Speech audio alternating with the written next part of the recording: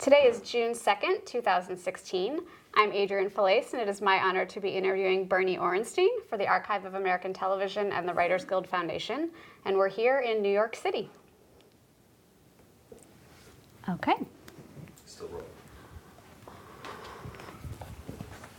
All right, give me 1 second here.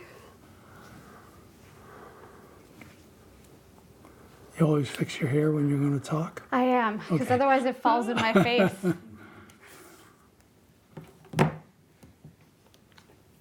Okay.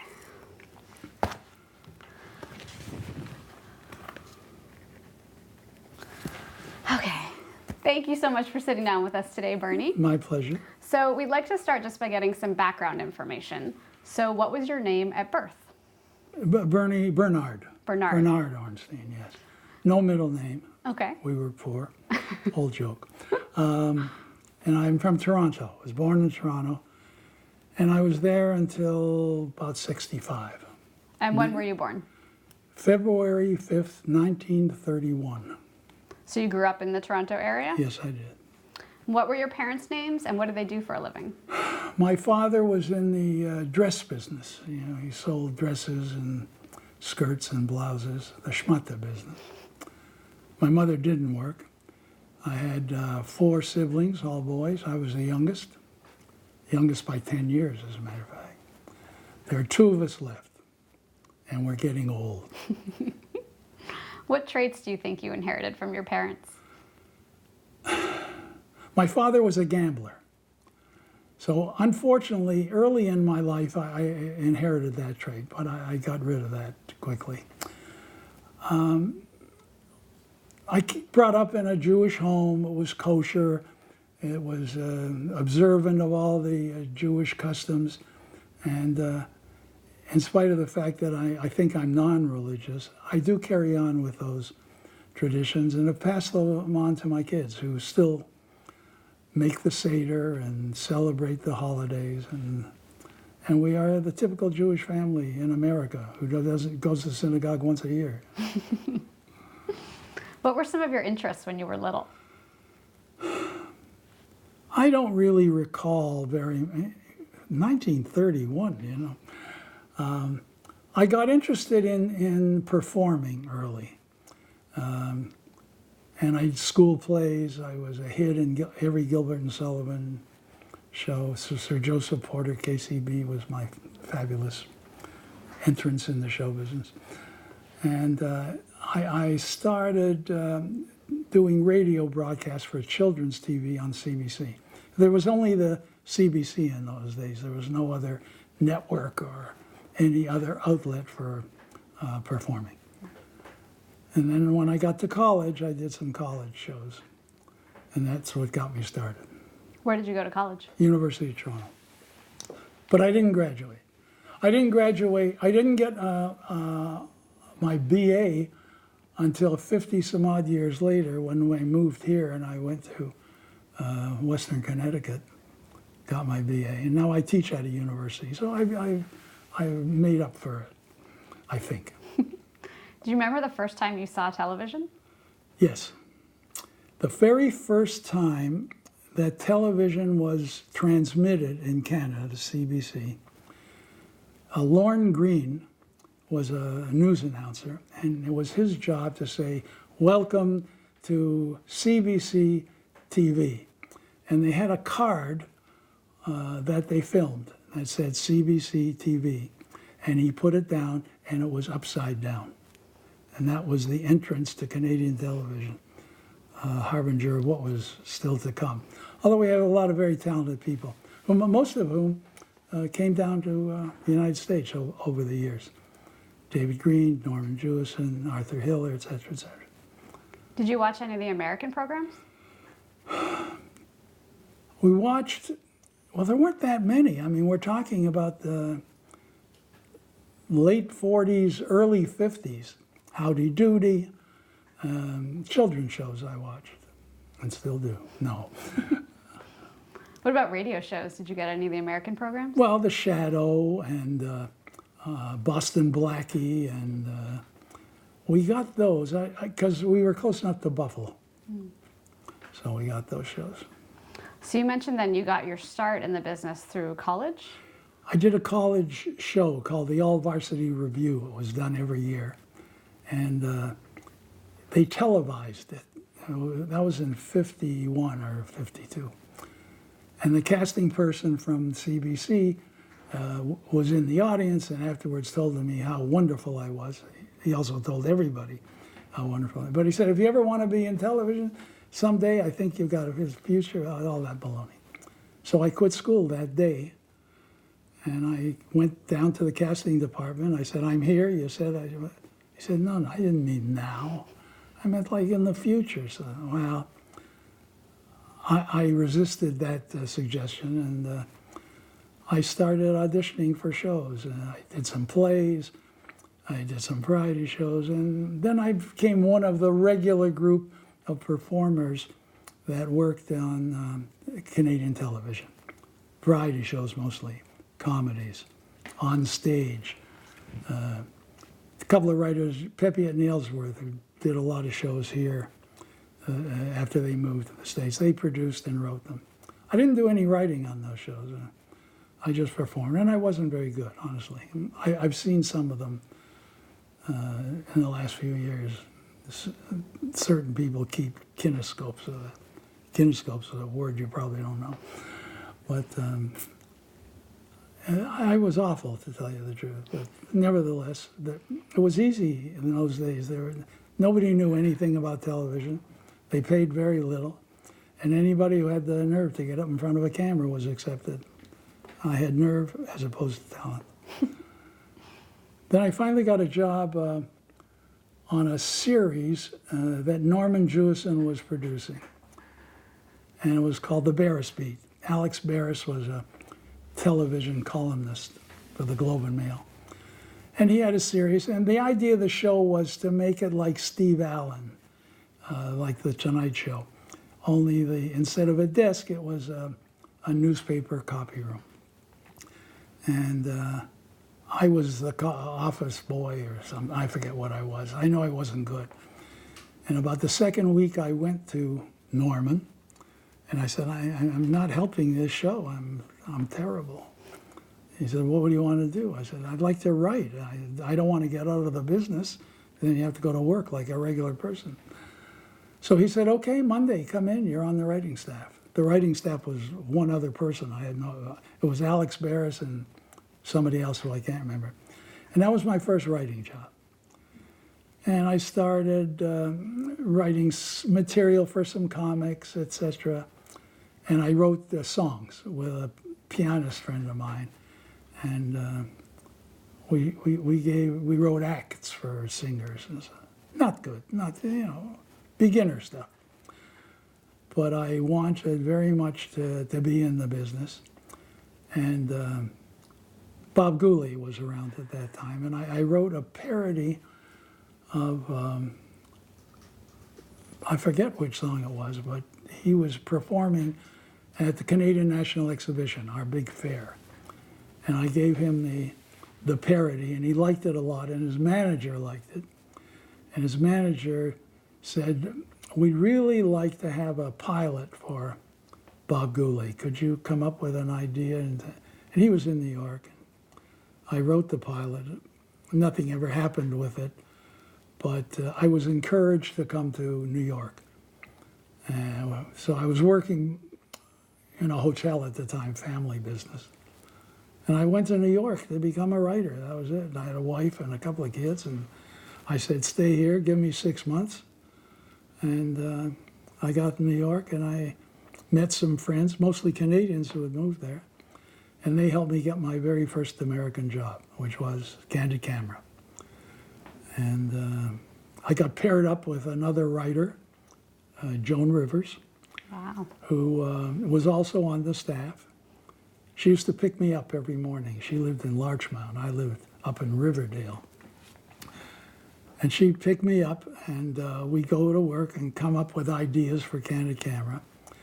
And at night, she was appearing at some club. I forget which one it was, but she was a smash hit. And she was on the Carson show and got big press. and came to work the next day, and Alan Font fired her. He didn't want anybody who was a bigger star, possibly, than he was. And that was the end of Joan on the show. And she obviously became a superhero. I was there for a short time. Nobody stayed long on Candid Camera. Like the record was 6 weeks or 2 months, maybe. He didn't like people hanging around and being comfortable. About what year was this? This would be 1965, I'm guessing. Something like that. They're all the same, 65, 64. And anyway, but I had a job, so I was able to bring my family down to New York. And the next job I got was the Les Crane Show. Les Crane was a sort of a talk show inciter of wild thoughts. He had his microphone was on a shotgun. It was a shotgun cam. And his show was very popular, and the ABC wanted him to be like Steve Allen and all the others who liked Johnny Carson. And they brought him out to California, changed the concept of the show, and I moved with it. All the writers went with it. There were about 6 writers for the show. I was given the job of writing the monologue, and I wasn't that good at it. And the show was owned by Nick Vanoff, a wonderful, very special kind of producer who knew a lot. He was an ex-dancer and traveled around the country with a lot of shows, and he knew the business. And one of the people that he had worked with was Jay Burton, one of the great comedy writers of all time, whose famous line when he got back from a trip to Paris, they said, "How was Europe?" He said, "Needs painting." I love that line. Anyway, Jay Burton knew I was having trouble with the monologue and helped me write it, not taking any credit, and told Nick Vanoff and everyone else that it was all mine. I didn't do it. He was my mentor, and I finally got the idea of how to do it, and there I was in California doing Les Crane. Am I talking too much? No, this is great. Let me see. I'm in California and I'm doing the Les Crane Show, and we get canceled.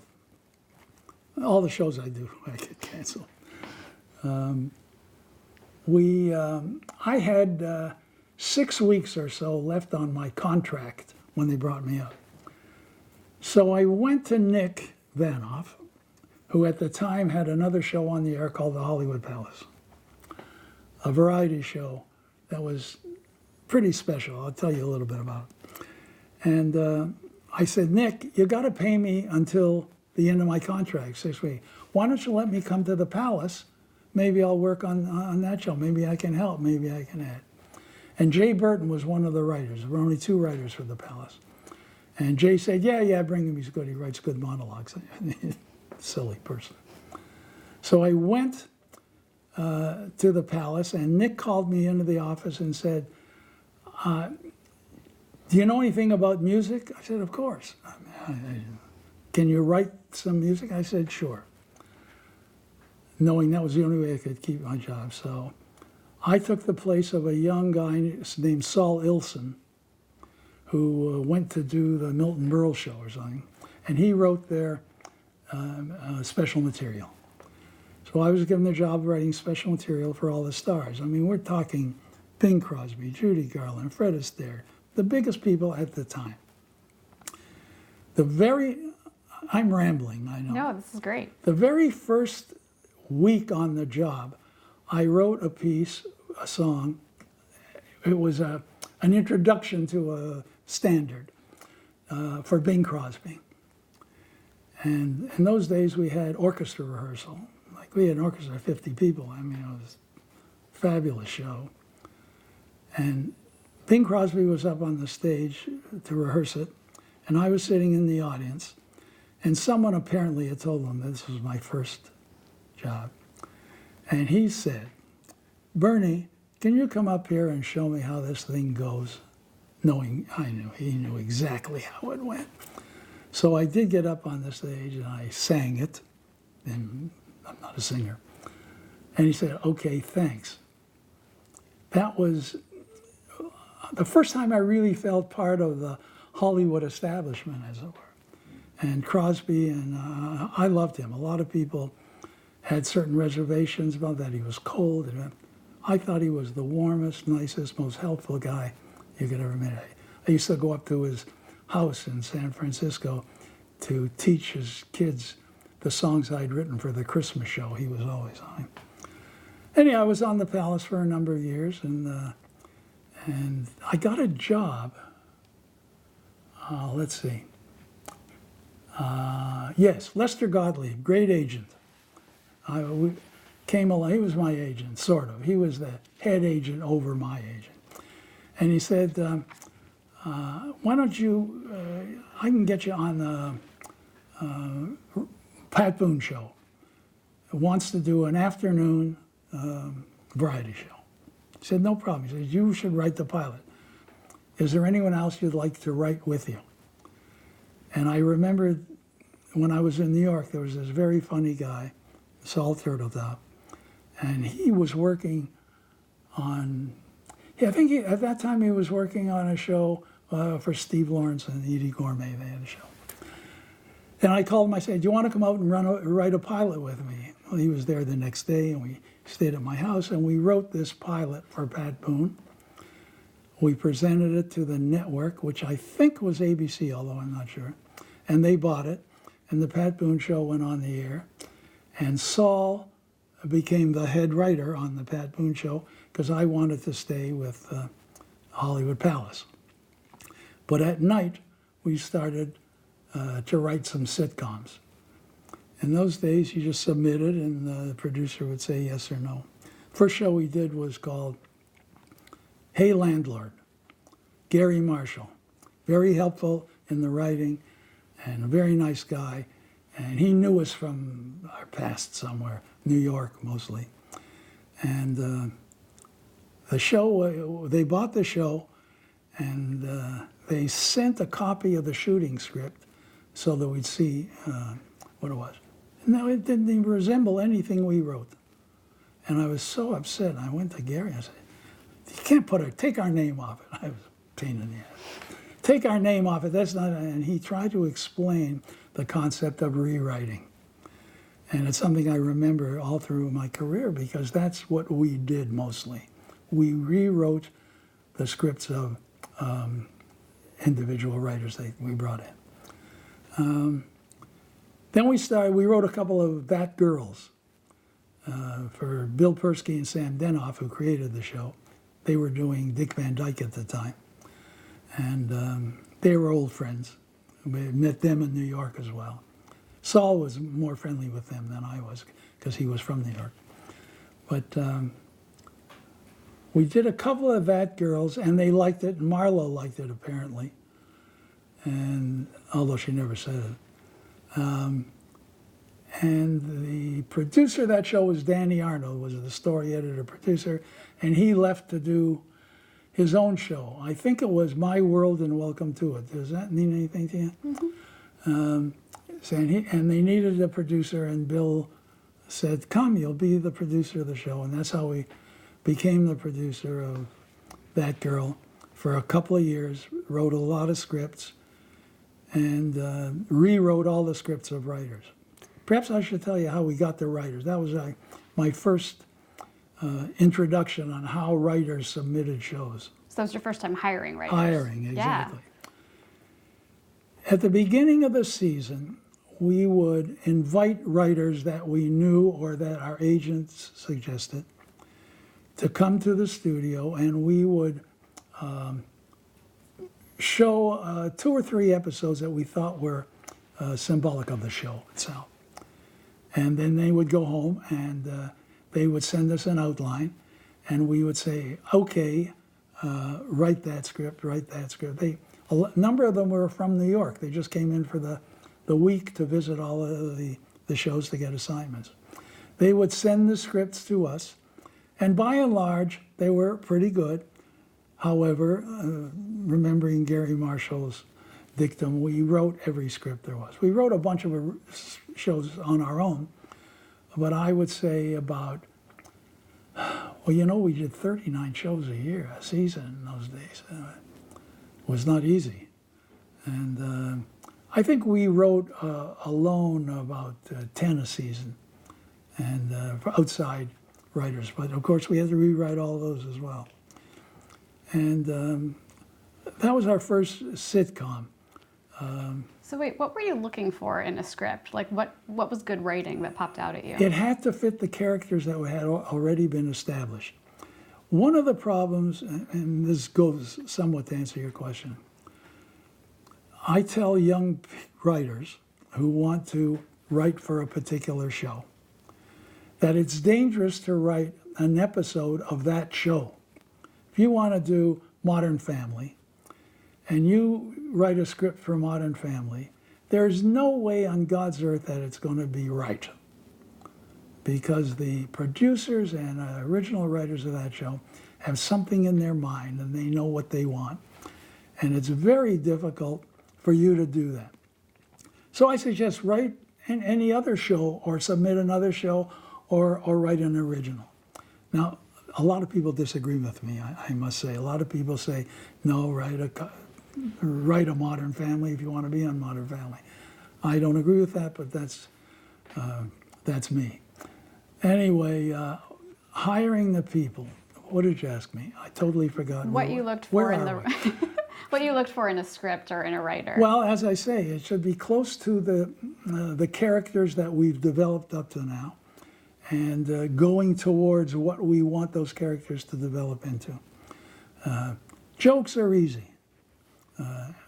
There's no shortage of people who can write funny stuff, but there has to be an event happening in the script.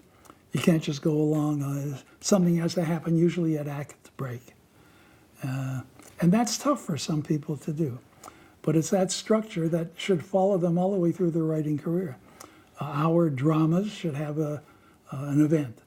A play has to have an event. And movies, I guess, which I don't know very much about. So we found some good writers, and Arnold Horwitz, and a number of good people. And I'm trying to think if we had other writers on the staff, but I don't think we did. I think it was just the two of us. And Billy and Sam used to come over and look at some of the scripts and say, why don't you change this, why don't you do that? So it was that. So they weren't there kind of on a day-to-day? No, not at all. They were doing Van Dyke. And your process for writing with Saul, would you two sit in a room and just write? Or? This is a terrible confession I'm going to make. We have written so many scripts that I know exactly what he's going to write. He says a line, I know what the next line is going to be, and same with him. And after a while, I would write one act, he'd write the other act. And we'd put them together and make sure they fit. But we did, and often he would write a whole script and I would write a whole script.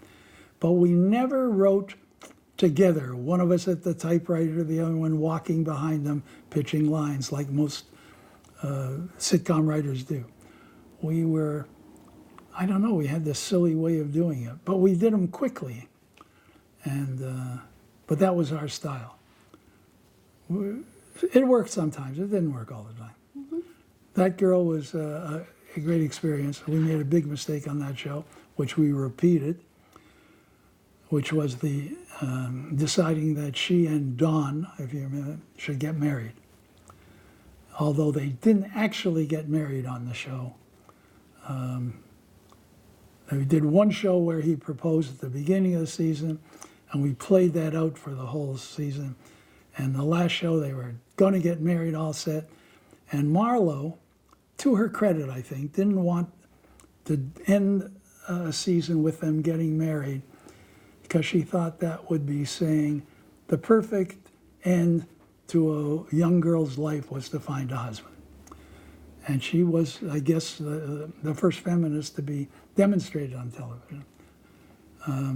And so we didn't actually show them being married, but everybody knew they would be. As a result, it ended. The show lost its excitement.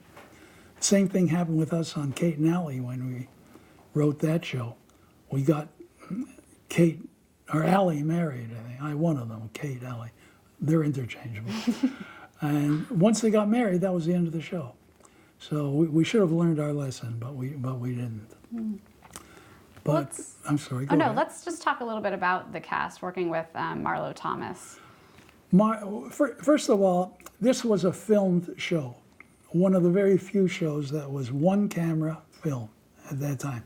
Nearly every show was 3-camera tape or 3-camera film. As a result, we didn't spend a lot of time on the stage because they'd shoot a scene, go on. I mean, there was no continuity. I personally was not that close to Marlo. Saul was. Saul is absolutely wonderful with actors. I am hardly tolerant with them. And although we didn't have arguments, and I think we respected each other's work, but as I say, Saul was the one that was friendly even on a social basis with Marlo. I liked her, but all right, I'll give you I'll make some confessions. We're talking about the 60s, 66, I think. Marlo owned the show. Marlo was the boss. I was not comfortable at that time with a woman being my boss. I know that's awful, and I've regretted it ever since. And I'm sorry I just confessed, if you want to know the truth. But that's honestly how I felt. Maybe a little bit of the way I was brought up or the Canadian way of doing things, I don't know. I fortunately got over that very quickly and worked with many great women who owned shows, Diane English, Eve Branstein. But that was one of my problems on the show. However, I loved doing that, girl, because it was the first show that made an effort to show that a woman could make it on her own in the big city. And to this day, ladies come up to me and say, you did that, girl, boy, I remember that show. That's when I decided to get a job, and that's when I decided to go out on my own. And so in some ways, I guess it did some good stuff. Did Marlo have input on each of the scripts? Yes. I don't know how, and I'm saying yes quickly. If she didn't like the storyline, she would say so. Often she wouldn't say so until they were sort of in rehearsal or shooting. Say, I think this scene is not going to end, we would rewrite it. But she knew her stuff. I mean, this was a very smart lady and a very good actress, I think, for the time particularly and the style of show we were doing. But I give her big marks. What about Ted Bessel, who played her boyfriend? Ted Bessel was one of the nicest people you'd ever want to meet. He was wonderful. He and Marlo got along. He got along terrifically with us. He loved my kids. He used to come to the house all the time. And the fact that he died so young was just a horrible event. But he was wonderful. Did you? And he did. I got another story about Ted Bessel, if you want. Yeah. This is a number of years later, I think in the 70s or something. We wrote a show with a couple of other guys, Sam Bobrick and his partner, and Saul and I, called This Week in Nempton.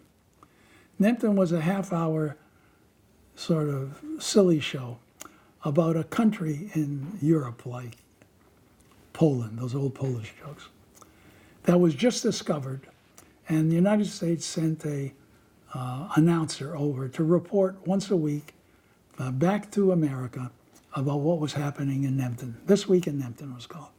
And the things that were happening in Nempton were identical to the things that were happening in the United States at the same time, but had a Nempton joke flavor to it.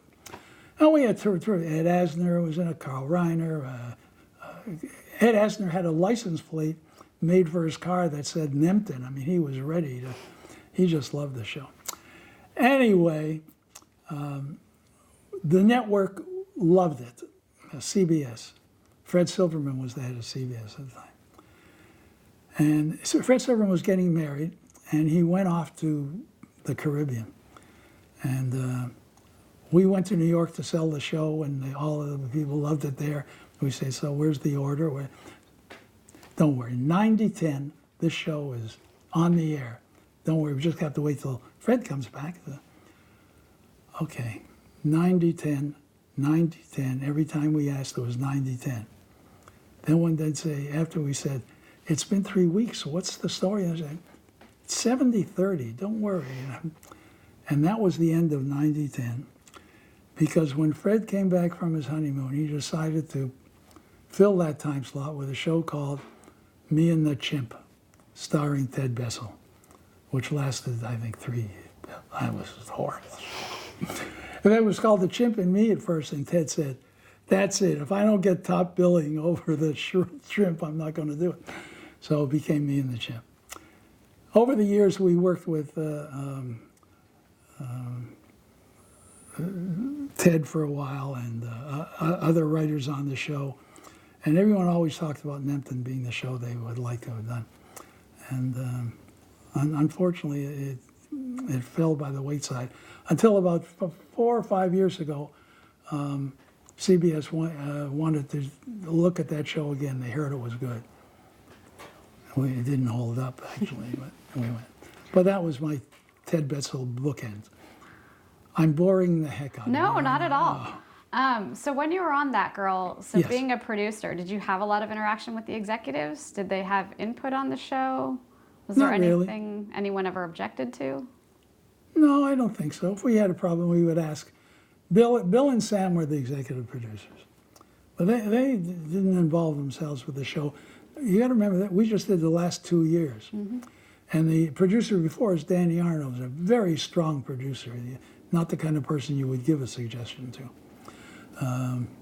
So they stayed away. The show, they wrote the pilot and got the title and came in, and we had lunch together a few times, and they discussed them. I mean, if they thought something could be improved, they would say so, and usually they were right. Billy, Sam, who is not living, but Billy, who was here in New York, went on after that, after Van Dyke, to just do all kinds of great shows and movies, and he's a very successful and highly regarded writer, and a nice guy. The theme song to That Girl got lyrics, I think, the final season. Yes. Were you involved in that? No, I wasn't. And I don't know who did it. I think Earl Hagen, did the music. But I don't know about the... You know what? I think maybe Sam Denoff wrote the lyrics. I think that might be right. I remember hearing that. I think he needed some extra money. Something like that. Sam was very funny. So ultimately, what do you think was the legacy of That Girl? You know, in my class, when I teach a class, Billy Persky came down a couple of times to talk to the students.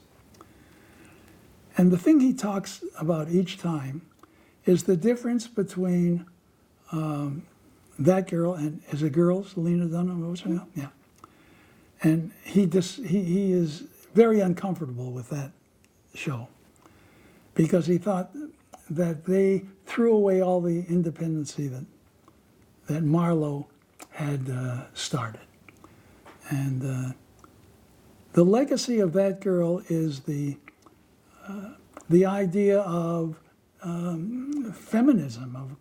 It was very big at that time, but not represented on television or in the films. The girl was always the friend of the person, or the girlfriend who would be dumped, or etc. She made a difference. Mary Tyler Moore followed up with that kind of theme. And yet, Mary Tyler Moore, which I had nothing to do with, by the way, regretfully, a wonderful show. She was a divorcee in the beginning, but they insisted that she shouldn't be. So there was a different look at women. That has to do with my attitude towards Marlowe. and I needed changing. And Bill felt, and I did too, that shows like Girls, it moved it back a few steps with their reliance on men. Aside from the kind of blatant dialogue that we could never use, and I still can't get over a lot of that. I mean, couple in a bed, impossible. We just would never do it. I remember we were doing the new Dick Van Dyke Show, and one of the episodes was Dick in bed. Was it on? I'm trying to think of whether it was the new or the old. But the son comes into the bedroom while his parents are making love, and it was explaining to the kid. Carl wrote a wonderful script, and the network said you can't do it. He said, I quit. Yeah, I think that was the new Dick Van Dyke Show. No? That was our show, yeah. Yeah. I forget which is ours. Yeah. Actually, that was, I think, after it moved to California. It was, yeah, Yes? third season. Good. We only did 2 years of that because we sold a show of our own, and we went to that show. That was in the 70s, I think. Yeah, 71. 71. So how did you guys start on the new Dick Van Dyke Show? What do you mean by that? How did you get that job? Oh, how do we get the job? Carl hired us. It was Carl created the show, and he needed executive producers, which was, and we had another team. Forget. And we moved to Arizona because Dick lived there. He didn't want to leave, and we did the show for 2 years. Then it moved out to California, but at the same time we sold the show and went with our show, which lasted 1 season. So had you moved to Arizona, or were you going back and forth from LA? I moved to, well, I had an apartment in Arizona, and I came home once every 2 weeks or so. And my wife came down there. But we moved to, Saul moved his whole family there in his day. And what was the premise of the new Dick Van Dyke Show? He was Johnny Carson, a late night sort of talk show guy. Lived in the desert, had a wife, and I think one young son. And Hope Lang was his wife. And that was I had a great time. Dick Van Dyke may be the most perfect person you could ever work with. He was charming and lovely and worked very hard. We used to do the show on Tuesday nights. Most shows, as you know, tape on Fridays. They come in Monday, they read, they rehearse. He liked to have the weekend open. So we would come in on Thursday, Friday, Wednesday, Thursday, Friday, rehearse and read script, and shoot on Tuesday, camera day, Monday shoot.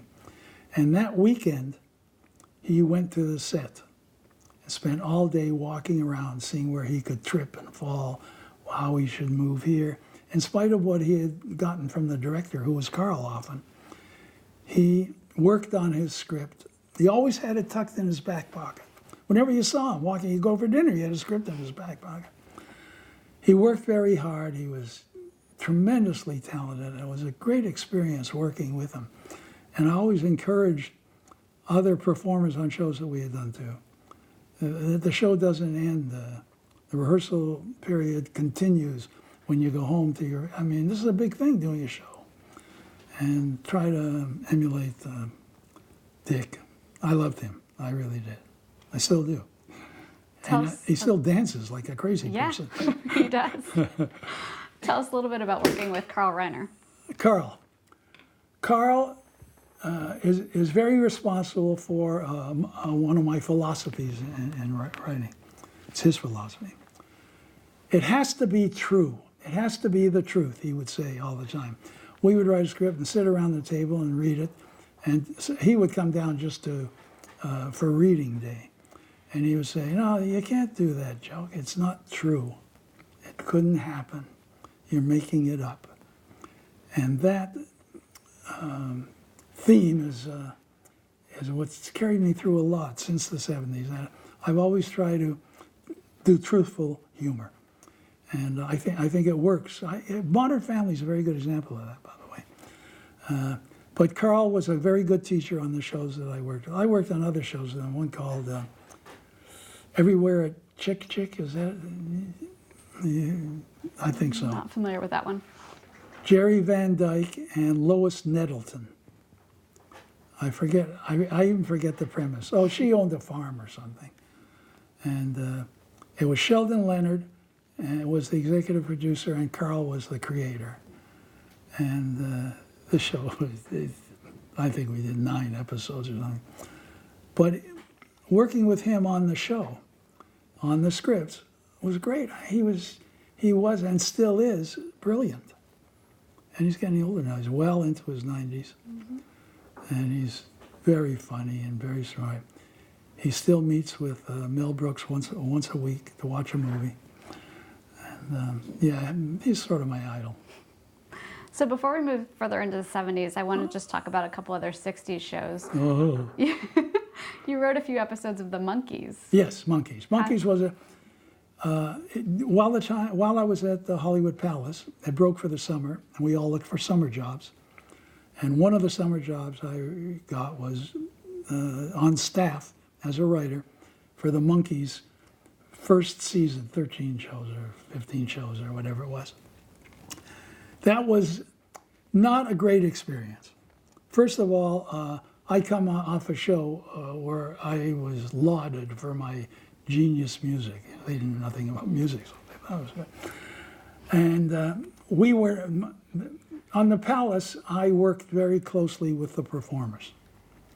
On the Monkees, we were not allowed on the stage. I never met any of the boys during the 13 weeks that I worked them. There were about 10 or 12 writers on the show, and we would meet and try to come up with stories, and then the producers, Dee Caruso and Jerry, I forget, assigned who would write some scripts. So I wrote, I think, 3 scripts, and Treva Silverman was one of the writers who went on to write Mary Tyler Moore. A lot of good writers, but we weren't able to really contribute as much as we could have. The producers, Bert Schneider and Rafelson, they got the show. Schneider's father was the head of CBS Television, Columbia Television. However, the show took off. It was great. There was some question about whether the boys actually played, or I never found out the truth. We weren't allowed on the stage, you see. But I got more fun years later, people saying, "You wrote The Monkees, oh my God," 12-year-olds used to say that. But it was a job. Did you have to write around the songs? Yeah, I didn't write the songs, yeah. So would they just be like placeholders and you'd write around? Well, we wrote the script, and where they thought a song should go, there were songwriters there they hired who wrote songs. They all did a fabulous job. My only complaint with the Monkees, I didn't have as much fun on it that I wanted to have. But as I say, over the years, even now there's a DVD in the bookstores with my name on it. It's ridiculous. And then I think before that girl, there was another show that you'd produced with Saul, the beautiful Phyllis Diller show. I loved that show. Tell us a little bit about that. That was after that girl, I think, no? I have it was 68. Oh, yeah, that sounds about right. They wanted to do a variety show. She had done a show called The Baileys of something or other that got canceled, but the network loved her, NBC, and they wanted a variety show. So Saul and I wrote the pilot of a show and stayed on as the producers and worked with her.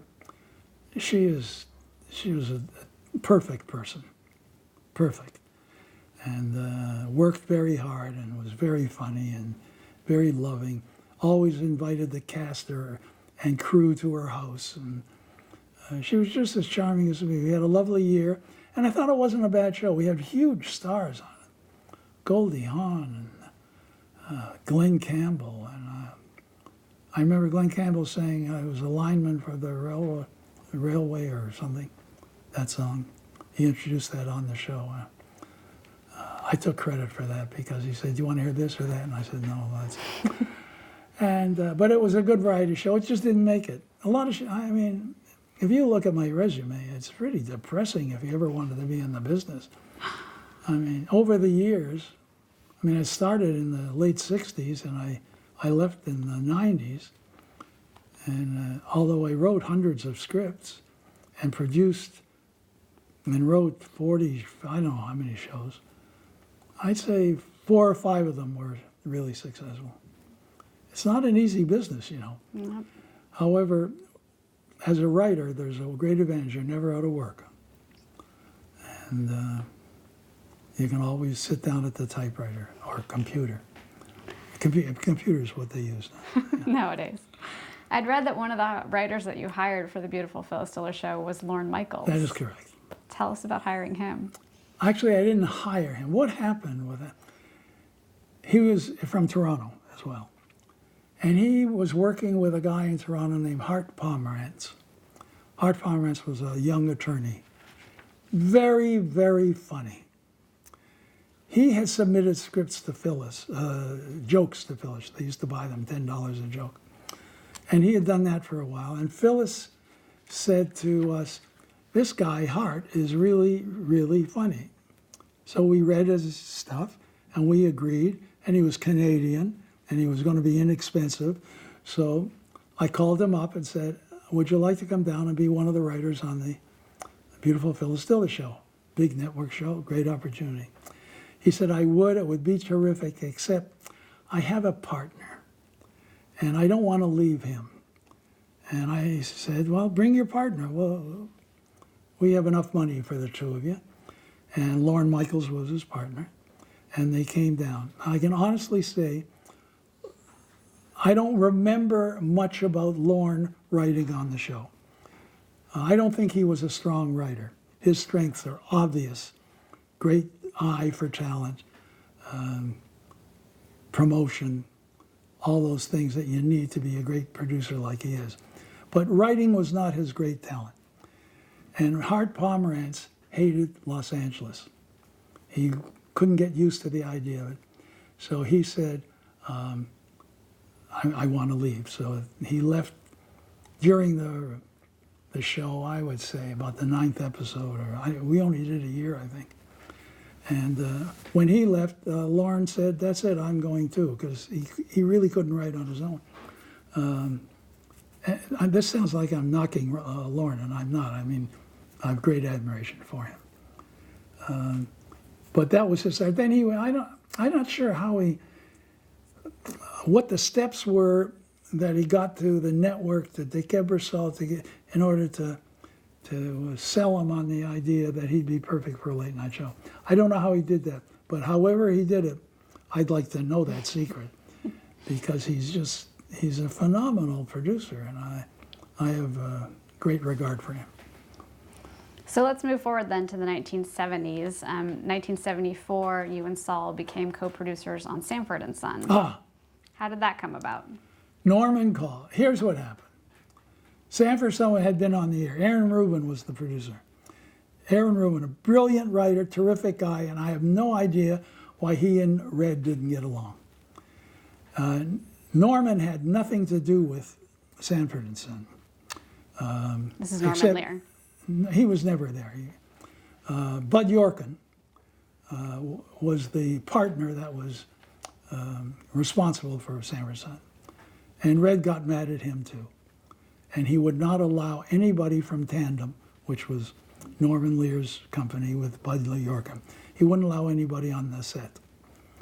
So that made it difficult to run a show.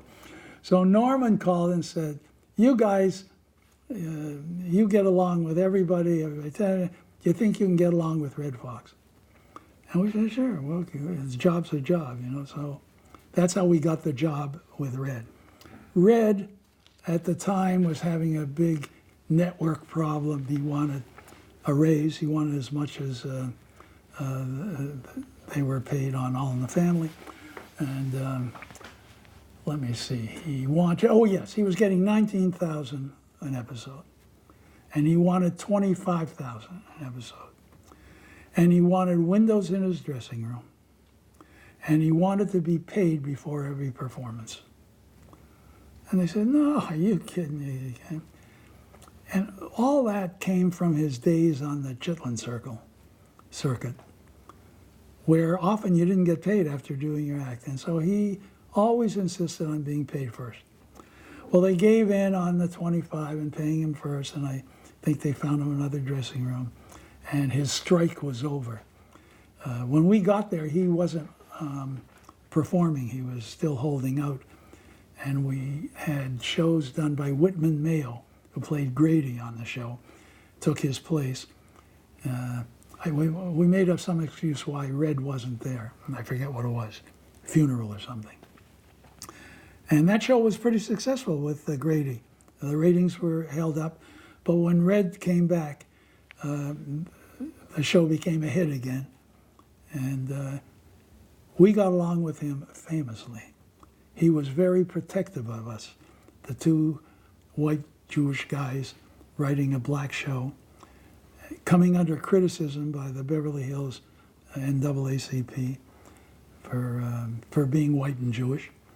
And he stood up for us and convinced everybody that we were the best things for the show, et cetera, et cetera. And we became very close to him. We would, if he had a personal problem, my dog is lost. I know that sounds silly, but he'd call Saul or me at night. My dog got out of the yard. I don't know what to do. We'd get in the car and go find his dog. And he always had women around and Asians. He liked Asian women, married a bunch of them. But I can't explain how kind and sweet he was. Certainly not the character that everybody thinks of. And he was much younger than everybody. He was only in his 50s, I think, at the time. But the show was terrific. I enjoyed every minute of it. And that's how we got Sanford.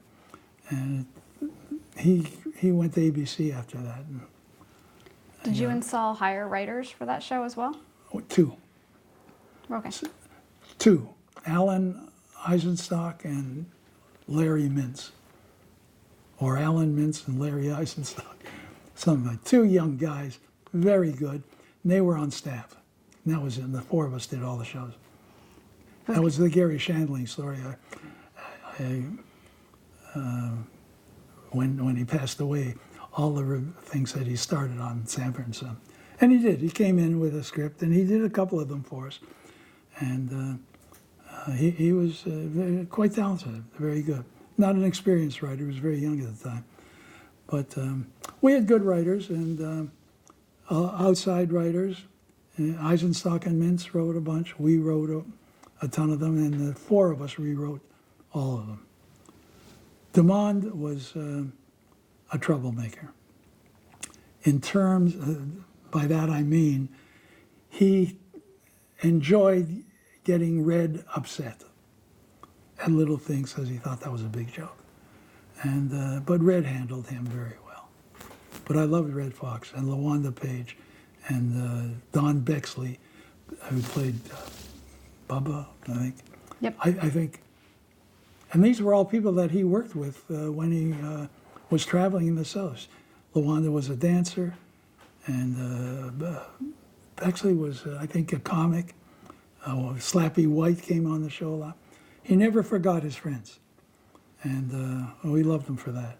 Liked him a lot. We worked with some great people over the years, and most of them were really, really special and nice. The odd crazy person. This show really centered on the relationship between Fred and Lamont, Absolutely. father and son. Absolutely. Can you talk a little bit about that dynamic?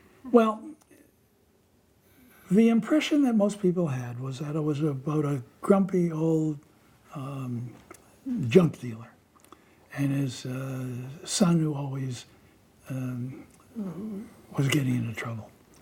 And it was not that. We were very conscious on every script to write about the relationship between the two of them. We thought that was the heart of the show, that it was a father-son relationship that couldn't be interfered with by anyone. They could get mad at each other, They could dislike each other for a moment, but at the end of the show, they were always hugging. And even in his relationship with Lawanda, he ended up not hating her at all, ever. He never hated anybody on the show. But the father-son relationship was very strong. And I think that's what made the show much more acceptable than it would have been had we just relied on his grumpiness. Does that answer your question? Yeah. Okay. What do you think Damon and Red brought to those characters? Well, Red, I mean, the show was originally Steptoe and Son, a British show. That Bud Yorkin, when he was in England, saw the show, and he liked it. He also was responsible, Bud, for All in the Family. He was the one that found it and insisted that Norman write it, do it. Norman didn't write it. I forget who wrote the pilot, but someone else did. Norman liked to create and thing, but a strong script writer, as evidenced by some things he did for us on ER, another show. ER, the only title that George Clooney did twice. Mm-hmm. We'll get to that later. Okay. What were we talking about? Does it sound like I'm knocking some people? I don't mean to. I love all these people. Yeah. There's some I don't mention them. We were just talking about what Red and Damon brought to the character. Yeah, well, Red, because he was not that age, nor that grumpy, invented a whole new character. Elizabeth, I'm coming. I mean, he brought the full old man character to a part. Damon was the modern young black man in the city, and I think no one else could have done Red's part. I think Damon's role could have been played by a number of actors. That's about as cruel as I get. Did you guys ever experience any problems with standards and practices? Oh yeah, every week. Really? Yeah, but I can't give you an instance. But we'd get Red wouldn't pay any attention to them. I mean, he would say whatever he wanted. I can't remember any particular incident. I was so used to having them come down and say, lighten this scene, take it easy on this, or let's not use that reference. Nothing very serious that I can think of. Nothing that would make me quit a show. As Carl said, I quit if you don't do the bedroom scene. Yeah. So let's talk about just a couple episodes that you guys worked on. Steinberg and Son. Steinberg and Son. With a young, Steinberg and Son was a series on television that was the same situation as Red and Damon had. They had a junk shop, etc. Only the Steinberg and Son were these two characters, and Red was incensed since he thought it was plagiarized. They were doing their life. And we used Lou Jacoby and John LaRoquette played the father and son on Steinberg and Son. And they went to the network, Red and Damon, to complain and try to get some money. And Steinberg and Son was a very close in relationship to Sanford and Son. And we thought what would be interesting was that you didn't have to have an African-American duo doing things that white father and son would do, because they both did the same thing. So there was that was the underlying kind of thing. But it was a very funny episode. And Lou Jacoby, great Borscht Belt comic, when I worked in the Canadian, quote, Borscht Belt, he worked in a resort across the lake from where I worked. We were friendly in those days. Another episode was Fred Meets Red. Yeah, I know this. I know we wrote it. I just don't remember that much about it. I know there was a contest for a Red lookalike at Who Looks Like Red Fox, and he went.